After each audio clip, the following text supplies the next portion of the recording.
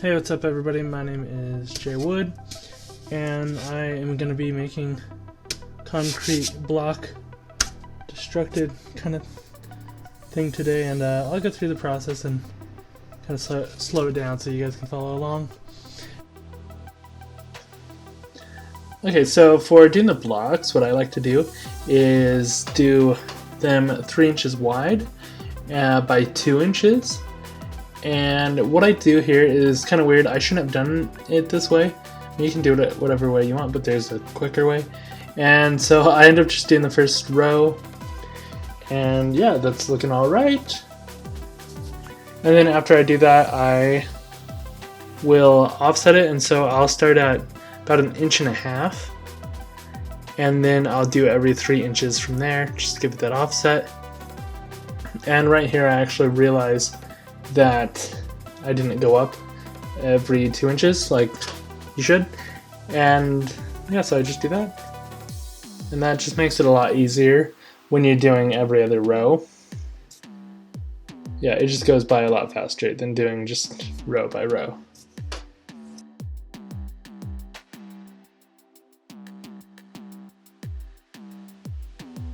Yeah, I think doing it this way is just like a lot quicker and helps you out. And then after this, I go in and do the other side of it, and that's just a lot of the same. I ended up messing up, but I won't show you guys that.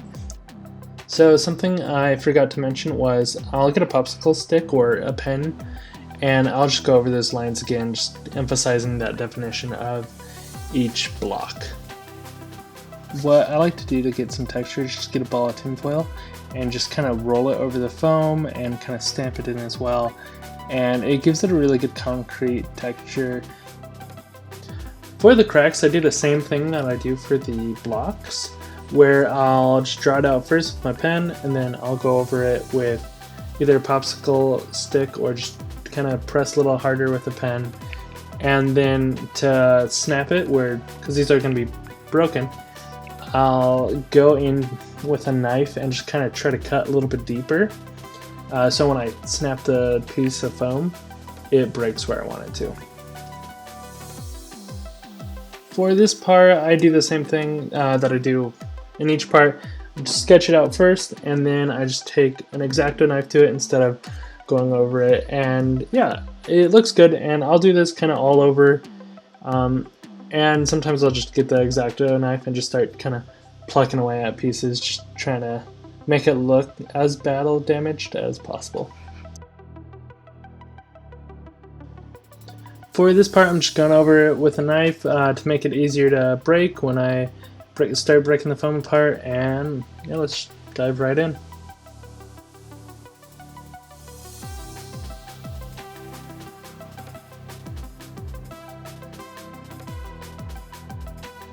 Now that everything is broken up, it's time to move on to the black wash. And what I do for the black wash is I just use acrylic, black paint, and Mod Podge. And I mix this together because I like to think that it's kind of water resistant. I don't know how true it is. I've been doing it for a while, and a lot of my photos I use a spray bottle, so the sets I make do get pretty wet.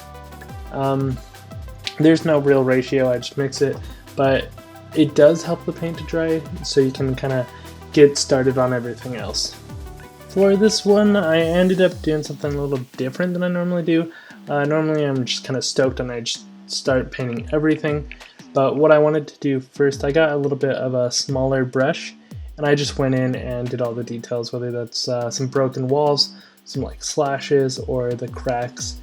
And I think that helped a ton, because just like when you cover everything, you're not always getting into those cracks, and just doing that first kind of reassures you that you are covering these important details.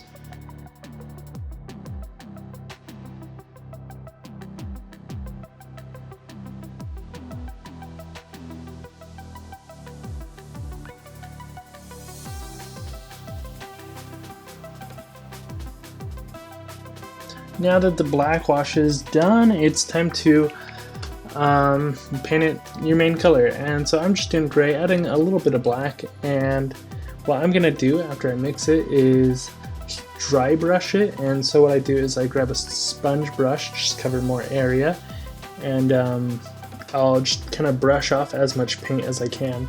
So there's barely any on it, and then I just start doing a light brush over the piece. And I'm a little impatient, and so you kind of notice how I cape it on here and there, but yeah, I really like this method. I do it for almost everything. It's great just for weathering as well if you want to do that. But yeah, definitely recommend dry brushing.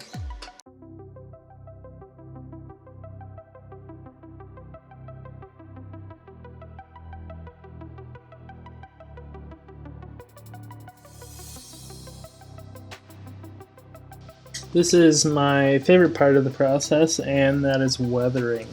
And what I'm doing here is dry brushing, and so just getting a little bit of paint on the brush and then just kind of going over the edges or that hole, and just kind of going over each individual crack as well. Just trying to give it more of that detail, just making it look as grungy as possible.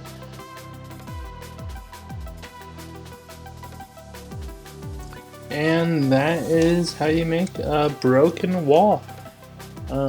Yeah, I hope this was helpful. If you have any questions, feel free to comment. The foam link will be in the description below, my Instagram as well.